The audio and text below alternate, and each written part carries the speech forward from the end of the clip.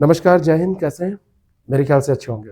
आज का current affair, जिसमें हम महत्वपूर्ण उन टॉपिक्स पर सवालों को देखेंगे जो आपकी परीक्षा के लिए बहुत उपयोगी हैं। तो चलिए बिना किसी देरी के शुरू करते हैं और लेते हैं पहला सवाल। 20 फरवरी 2026 को अरुणाचल प्रदेश और मिजोरम ने अपना 39वां राज्य स्थापना दिवस मनाया।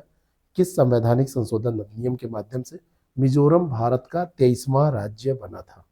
अब ये सवाल देखिए, बार बार ये सवाल पूछा ये जाता है जीएस में कि ये कब बना था।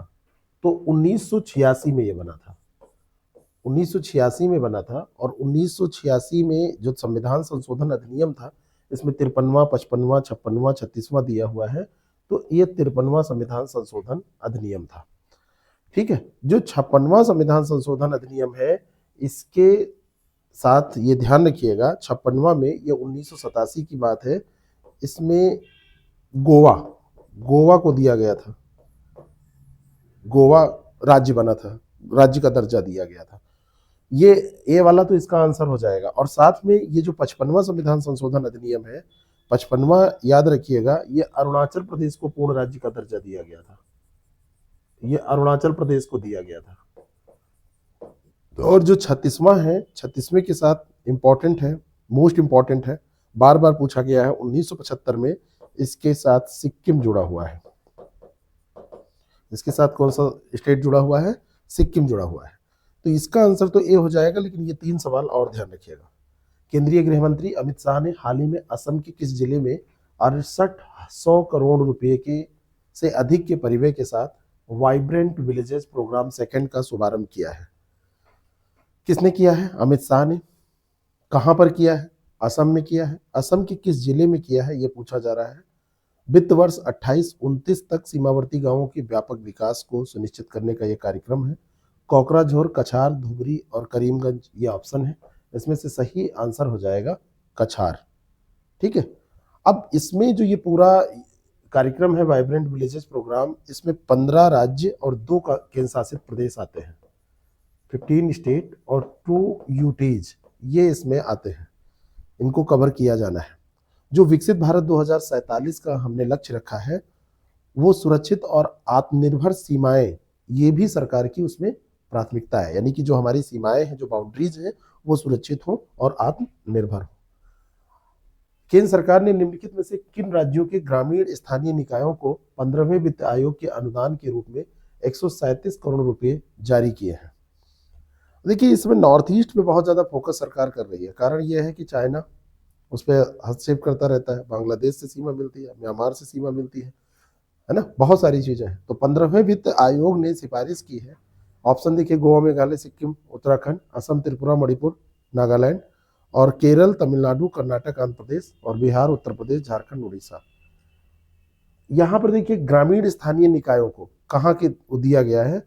तो अब इसमें एक स्टेट ऐसा है जो कि वहां पे जो अष्टलक्ष्मी है उनमें का नहीं है। तो वो कौन सा स्टेट है? एक गोवा, और एक और है उत्तराखंड। ये भी जो राज्य है, वहां पर भी ये दिया गया है। तो गोवा, मेघालय, सिक्किम और उत्तराखंड, ये आपको ध्यान में रखना है। गोवा, मेघालय, सिक्किम और उत्तराखंड। अब इसमें सबसे ज्यादा जो दिया गया है वो उत्तराखंड को सर्वाधिक हिस्सा दिया गया है। और ये अनुदान पंचायतों को स्वच्छता, जलापूर्ति और वर्षा जल संचयन जैसे कार्यों के लिए वित्तीय सहायता प्रदान करने का कार्य करेगा। एनके सिंह की अध्यक्षता वाले 15वें वित्त आयोग ने पंचायतों की कार्यक्षमता बढ़ाने पर विशेष बल दिया है। हमारे यहाँ जो संविधान का अनुच्छेद 280 है, वो वित्त आयोग केंद्र और राज्यों के बीच राजस्व का वितरण कैसे करेगा, इसके बारे में उसमें प्रावधान है। अनुच्छेद 280 में इसी के बारे में प्रावधान है। तो ये ध्यान रखिएगा, 15वें वित्त आयोग। अच्छा, जरा बताइएगा 15वें वित्त आयोग के अध्यक्ष कौन है? कई बार मैं बता चुका हूं। इसके अध्यक्ष का नाम आपको टाइप करना है। बताइए। और यह है एनके सिंह, नीचे लिखा हुआ है। तो कई बार आप लोग सोचते हैं अरे अब याद नहीं आ रहा है, तो इसीलिए मैं बीच बीच में ऐसे सवाल आपसे करता रहता हूं। अगला जो प्रश्न है उसका उत्तर दीजिए। भारत और किस देश ने महत्वपूर्ण खनिजों, अर्धचालकों और एआई में सहयोग मजबूत करने के लिए पैक्स सिल्का घोषणा पत्र पर हस्ताक्षर किए हैं? पैक्स सिल्का घोषणा पत्र पर हस्ताक्षर किए हैं। क्या क्या? इसमें सेमीकंडक्टर है, एआई है, खनिज है, महत्वपूर्ण अर्धचालक है इसमें। तो इस पे जो समझौता हुआ है फ्रांस, संयुक्त राज्य अमेरिका, जापान और जर्मनी। अब देखिए, इस समय जो कुछ लोग कंफ्यूज हो जाएंगे कि तो फ्रांस के जो राष्ट्रपति उनकी उनकी भी यात्रा यहाँ पर हुई थी, ठीक है। तो ये भी थोड़ा कंफ्यूजन का पॉइंट, लेकिन ये पैक्स सिल्का जो हुई है वो भारत और अमेरिका के बीच में हुई है ना। और इसमें निर्माण और बाजार आधारित सहयोग को बढ़ावा देने की बात की गई है। एक तो निर्माण की बात की गई है, मैन्युफैक्चरिंग की, और दूसरा बाजार आधारित सहयोग, बाजार आधारित सहयोग की बात की गई है। ये दो चीजें ध्यान रखना, ये काफी इंपॉर्टेंट है, ठीक है। सिलिकॉन के माध्यम से शांति और तकनीकी स्थिरता सुनिश्चित करना, ये इसका मुख्य जो है वो उद्देश्य है। ये जो पैक्स सिलिका पैक्स घोषणा पत्र है, भारत 10 लाख जो पेशेवर हैं उनको तैयार करेगा, एक कार्यबल तैयार करेगा, और भविष्य की जो तकनीकी चुनौतियां हैं उसके लिए ग्लोबल लेवल पर क्या करेगा, योगदान करेगा, ठीक है। तो वर्तमान में भारतीय इंजीनियर 2 नैनोमीटर की आधुनिक चिप्स अभी डिजाइन कर रहे हैं। 2 नैनोमीटर ये आधुनिक चिप्स वो डिजाइन कर रहे हैं, और वैश्विक सेमीकंडक्टर उद्योग में भारत के बढ़ते प्रभाव को ये दर्शा रहा है। अब जैसे हमको अगर इस क्षेत्र में आगे बढ़ना है तो चिप अपनी होनी चाहिए। अभी तक हमारी जो डिपेंडेंसी है वो विदेशों पर है, और खास करके अमेरिका इस मामले में बहुत आगे है, जबकि हम सॉफ्टवेयर में बहुत आगे हैं। सॉफ्टवेयर में अगर हमारा योगदान देखें तो हमारे यहाँ सस्ता सॉफ्टवेयर बनता है, पूरे विश्व की कंपनियां यहाँ पर आती हैं। जो हमारे सॉफ्टवेयर इंजीनियर हैं वो काम अच्छा करते हैं, सस्ते हैं, लेकिन चिप हमारे पास नहीं है। तो इस चिप पे हमको काम करना है, और वो हो रहा है। 9वां हिंद महासागर नैनो संगोष्ठी नौसेना प्रमुख सम्मेलन कहाँ आयोजित किया गया, जहां भारत ने 2026 से 28 के लिए अध्यक्षता संभालने की तैयारी की। बहुत ही बढ़िया प्रश्न है। ये आयोजन कहाँ पर हुआ है ये पूछा जा रहा है। तो ये आयोजन मुंबई, कोची, विशाखापत्तनम, चेन्नई कहाँ पर हुआ है, ये 9वीं थे। सुरक्षा और सहयोग, दो इसके मुद्दे थे, एक सुरक्षा और सेकंड इज सहयोग, ये दो मुद्दे इसके थे। और इसका जो आयोजन हुआ है वो विशाखापत्तनम में हुआ है। कहाँ पर, विशाखापत्तनम में हुआ है। और भारत को 26 से 28 तक इसकी अध्यक्षता संभालने की जिम्मेदारी मिली है, इसके लिए तैयार है, ठीक है। इसका जो गठन किया गया था, ये जो है IONS, इसका जो गठन है ये इंडियन नेवी के द्वारा, जो हमारी नौसेना है उसके द्वारा इसका गठन किया गया था। समुद्री सुरक्षा और प्राकृतिक आपदाओं के प्रति सहयोग विकसित करना, एक सुरक्षा दूसरा सहयोग, सुरक्षा और सहयोग ये ध्यान रखना। और वर्तमान में जो रॉयल थाई नेवी है वो इसकी अध्यक्षता कर रही है। जितने लोग शामिल हैं तो टर्म वाइज ऐसे चेंज होता रहता है। मेलन 2026 का जो अभ्यास हुआ है तो भारत उसकी मेजबानी करने जा रहा है। मेलन 2026 ये भी इम्पोर्टेंट है। और क्षेत्र में सभी के लिए सुरक्षा और विकास, ये दृष्टिकोण लेके ये चल रहा है, ठीक है। यह मंच जो है हिंद महासागर क्षेत्र में सभी के लिए सुरक्षा और विकास, सागर, ये दृष्टिकोण साकार करने में ये सहायक होगा।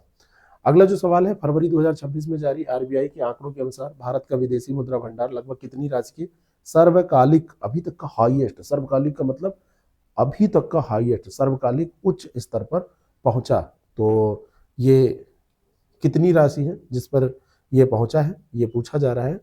तो 650, 800, 725.705, तो ये 725 ध्यान रखना, 725.727, पढ़ते ऐसे नहीं है 727, लेकिन याद करने के लिए 725, 727, ये अरब डॉलर किस ऐतिहासिक शिखर स्तर पर भारत का विदेशी मुद्रा भंडार पहुंच गया है।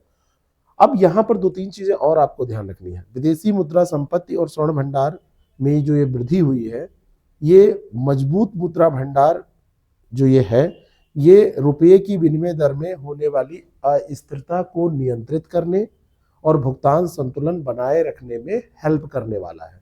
अस्थिरता कम हो जाएगी, भुगतान संतुलन मेंटेन रहेगा। भारत जो है वर्ष 2025 में दुनिया का सबसे बड़ा जो अभी प्रेषक रहा है, रेमिटेंस प्राप्तकर्ता देशों में रहा है। ये सबसे इंपॉर्टेंट इफेक्ट है जो आपसे बार बार पूछा जाता है। ये छोटी चीज नहीं है, बाहर से पैसा यहाँ पे लाना ये छोटी चीज नहीं है। तो भारत ये बना हुआ है। पर्याप्त आरक्षित निधि और वैश्विक आर्थिक झटकों के खिलाफ एक रक्षा कवच के रूप में ये कार्य करता है, विदेशी निवेशकों का विश्वास बढ़ाता है, ठीक है। तो ये आरक्षित निधि बहुत जरूरी होती है, ठीक है। तो आरक्षित निधि जितनी ज्यादा होगी, जितना अच्छा भारत इसमें करेगा, उतना बढ़िया ये रहेगा। अगला जो प्रश्न है उसका जवाब दीजिए।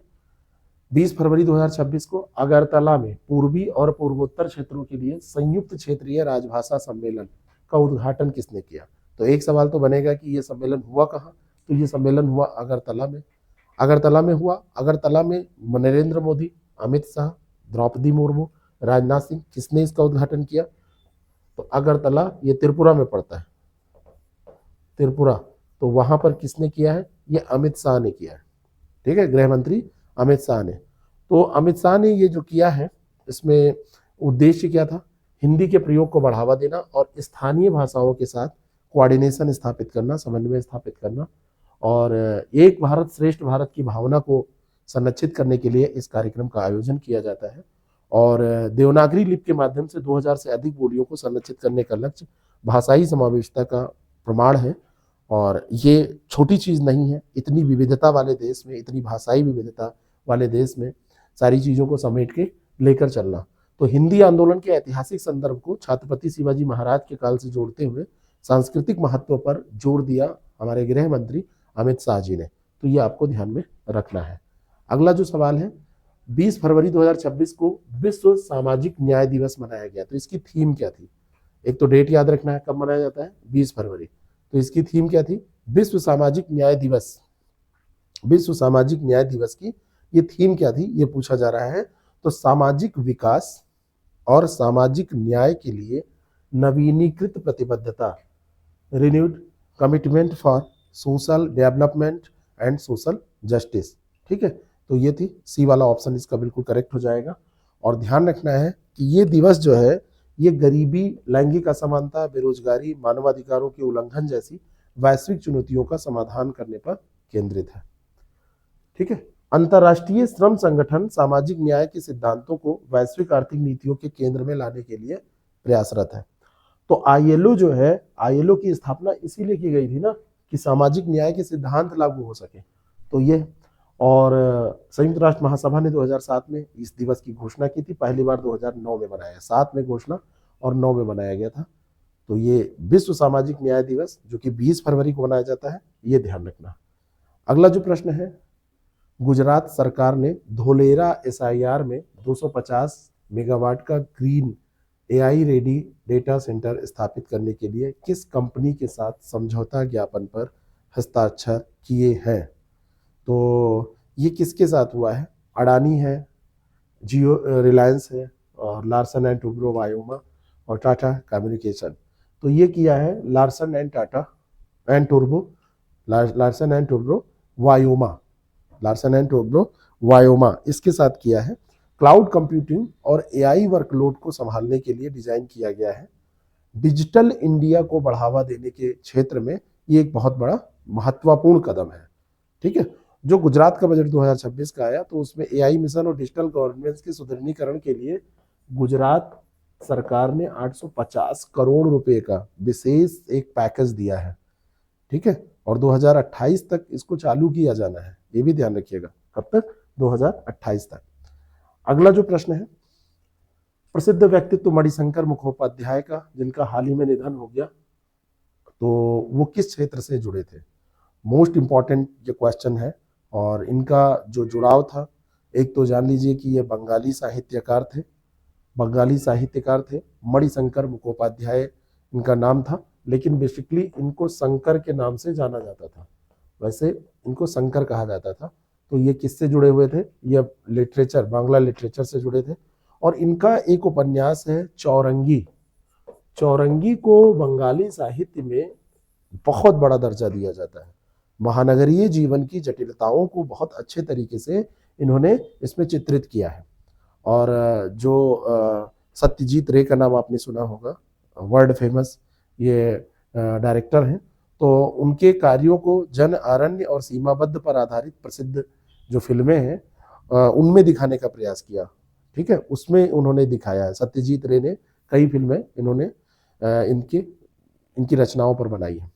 ठीक है, 2021 में साहित्य अकादमी पुरस्कार और बंकिम पुरस्कार जो बांग्लादेश सरकार के द्वारा दिया, पश्चिम बंगाल सरकार के, पश्चिम बंगाल सरकार के द्वारा बंकिम पुरस्कार दिया जाता है, वो भी मिला है।